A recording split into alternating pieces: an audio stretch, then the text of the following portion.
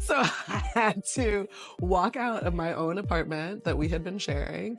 And I was like, you know what? I'm going to take a week at a friend's house on the Rockaways to just start this process of WTF is going on in my life, and pause. I would say get out of that situation so that you can think clearly. If that person doesn't change, if they don't want to go to therapy, if they're not interested in making any kind of, modifications to behaviors and processes and trying to make you feel good too, run.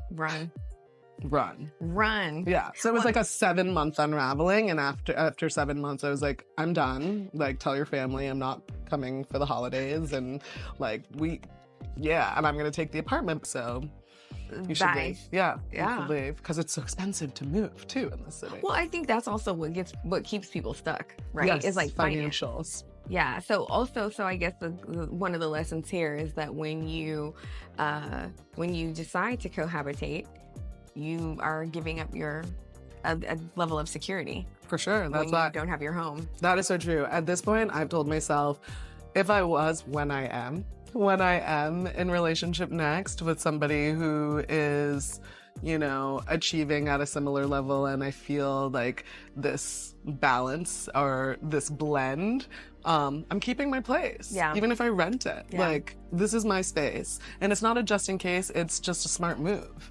And honestly, I'm like, you should keep your place too. And if we get to a point where we can get a place together, fantastic. There you go. Then we have a place together, but we have our own places, and you don't lose the agency and the autonomy. And I think so many women, they get married, they lessen how much money they're making, their income decreases. They're just like, all right, I'm in here with this guy now. And they are not the savior of your life. Who's the savior of your life? You. You are the savior of your life. The only. And I think, so a few of the words that you've shared, it's a common thread in every conversation. It's agency and it's autonomy. And I think obviously being single provides you that. But also, can you find that within a relationship? Yes, in a healthy one you can. I think that a lot of people look at codependence as like the way to be in relationship when it should be interdependence. Like, we actually care and love about each other. We support what each other's doing. We show up for each other when needed, but it's not controlling. It's not something that's completely dismissive and unavailable. It's, again, a good blend of these things where you're like, I trust you because you've had the conversations, you know what people are doing. And if you're having issues, you discuss it.